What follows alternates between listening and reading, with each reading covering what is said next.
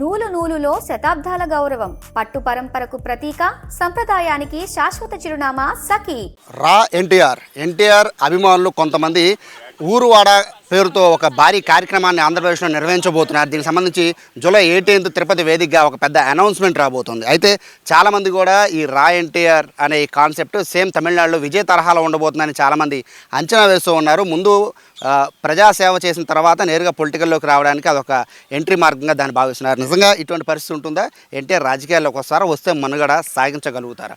ఈ విషయాలు తెలియజేయడానికి కొంతమంది పబ్లిక్ మనతో ఉన్నారు. జస్ట్ పబ్లిక్ ఒపీనియన్ తీసుకుంటున్నాం, చూద్దాం వాళ్ళ అభిప్రాయం ఎలా ఉంటుంది అనేది తెలుసుకునే ప్రయత్నం చేస్తాను. ప్రస్తుతం నేను గంగూరు దగ్గర ఉన్నాను. ప్రస్తుతం వాకింగ్ ట్రాక్లో వాకింగ్ చేస్తున్న కొంతమంది వాకర్స్ ఉన్నారు. నమస్తే. రా ఎన్టీఆర్తో ఎన్టీఆర్ ఫ్యాన్స్ అందరూ ఊరు వాడే పేరుతో పెద్ద కార్యక్రమం పెట్టబోతున్నారు. మీ ఒపీనియన్ ఏంటి? అంటే ఆ కార్యక్రమం ఉద్దేశం ఏమనుకుంటున్నారు? ఎవరు దేనికి వచ్చినా ఏ సామాజిక సేవ చేసినా ఆఖరిలో దానికి టార్గెట్ రాజకీయమే అవుతుంది. మరి ఈయన కూడా ఆ ఉద్దేశంతో వస్తున్నారో లేదో మనకైతే తెలియదు. ప్రస్తుతం ఆంధ్ర రాష్ట్ర రాజకీయ పరిస్థితుల్లో అయితే మాత్రం అట్లాంటి అవకాశం ప్రస్తుతానికైతే ఎవరికీ లేదు. ఆయన సమాజ సేవ చేసుకుంటారంటే అందరికీ సంతోషమే. ఆ తర్వాత ఏముందో కాలంతో పాటు చూడాల్సిందే. ప్రస్తుతం ఉన్న కాలంలో అయితే రాజకీయంగా ప్రస్తుతానికైతే ఖాళీ లేదు. పవన్ కళ్యాణ్ గారు ఉన్నారు, చంద్రబాబు నాయుడు గారు ఉన్నారు, జగన్మోహన్ రెడ్డి గారు ఉన్నారు. ఇంతమంది ఉండగా ఈయన ఖాళీ లేదు ప్రస్తుతానికైతే. ఈయన అలా సేవ చేసుకుంటే వెళ్తాను, ప్రజలు మెచ్చారనుకోండి కొంతకాలం తర్వాత ఆదరిస్తారు. అది ఆయన ఉద్దేశం ఏంటనేది వాళ్ళకే తెలియాలి, మనకు తెలియదు కదా. అది యాక్చువల్గా సమాజ సేవ జనరల్గా సినిమా యాక్టర్లు చేస్తూ ఉంటారండి. బట్ ఇట్లా ప్రత్యేకంగా ఒక ఆర్గనైజేషన్ పెట్టి ఆర్గనైజేషన్ ద్వారా జనాల్లోకి వెళ్ళాలి, ఊరు వాడని పేరు పెట్టాలి, ఇటువంటి కాన్సెప్ట్ని తీసుకురావడం వల్ల జనాల్లోకి వెళ్ళగలుగుతారా? 100% వెళ్ళొచ్చండి. సమాజ సేవ చేయడం కానీ చేయొచ్చు. కానీ రాజకీయాలు అనేది ఎవరికే ఫుల్ మెజారిటీ అనేది ఎవరికే ఉండదు, ఎవరు వచ్చినా కానీ. దీని బ్యాక్గ్రౌండ్ ఉద్దేశం అంటే ఇలా సమాజ సేవ చేయడానికి ఇలా ఆర్గనైజేషన్ పెట్టి చేయాలా అని మీరు ఏమనుకుంటున్నారు? ఆర్గనైజేషన్ పెట్టి చేస్తే అందరికీ తెలుస్తుంది. అది చాలా మంచి పరిణామం. ఏదైనా ఒక పని చేయాలంటే ఒక వేదిక అనేది ఉండాలి. మీరేం చెప్తారు? లాస్ట్ 5 years జగన్మోహన్ రెడ్డి గారి పరిపాలన చూసాము. ఒక విలేజ్లో ఒక రోడ్డు కన్స్ట్రక్షన్ చేయటం కానీ కనీసం గుంతలు కూడా పూడ్చలేదు. ఈ కూటమి ప్రభుత్వం వచ్చిన తర్వాత ప్రతి విలేజ్కి రహదారులు డెవలప్ చేయటం కానీ, ఇండస్ట్రీస్ డెవలప్ చేయటం కానీ, తర్వాత మౌలిక వసతులన్నీ కల్పించడంలో కానీ వాళ్ళు 2 సంవత్సరాల నుంచి బాగా కృషి చేస్తున్నారు. వాళ్ళకి ఇంకో టర్మ్ అవకాశం ఇస్తే మన రాష్ట్రం అనేది ట్రాక్లోకి వస్తుంది. ఆ తర్వాత ఎవరు అధికారంలోకి వచ్చినా పరిపాలన అనేది ట్రాక్లో నడుస్తూ ఉంటుంది.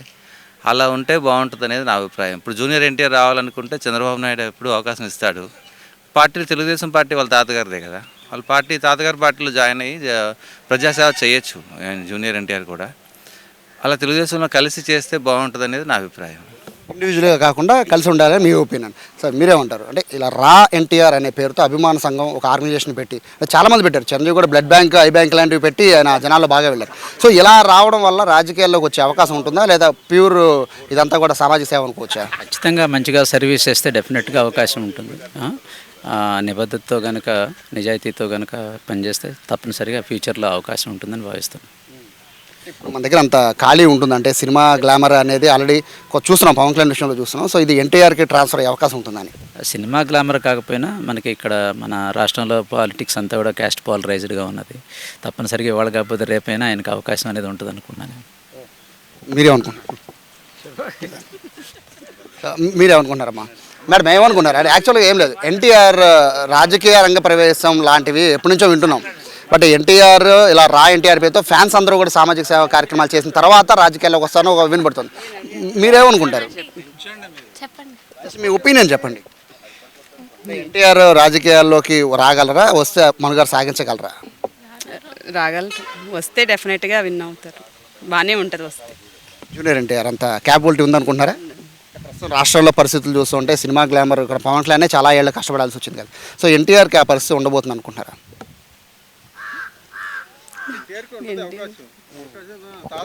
తాత వారసుడు కాబట్టి అవకాశం ఉంటుంది.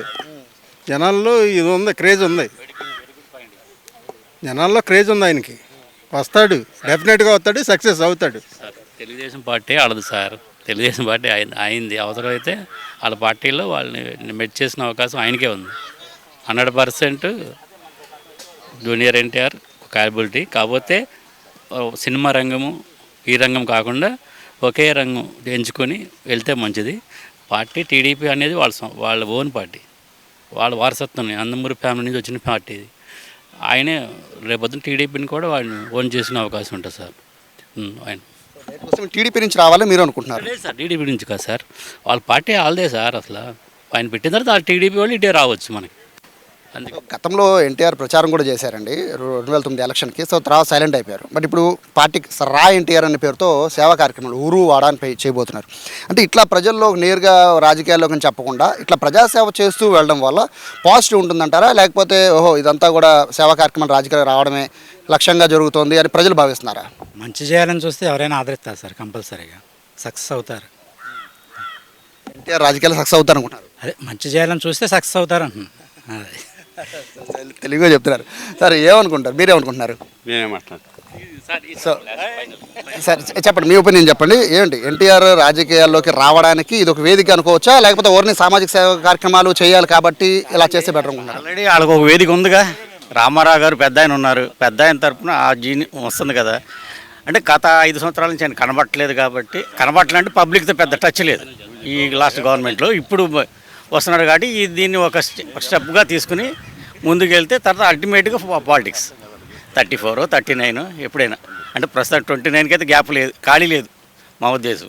34కి కానీ 39 కానీ ఉపయోగపడవచ్చు పొలిటికల్గా.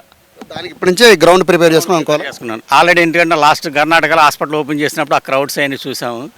ఆంధ్రాలో కూడా ఉన్నారు కానీ బయటపడతలేదు ఫ్యాన్స్ వాళ్ళు కూడా.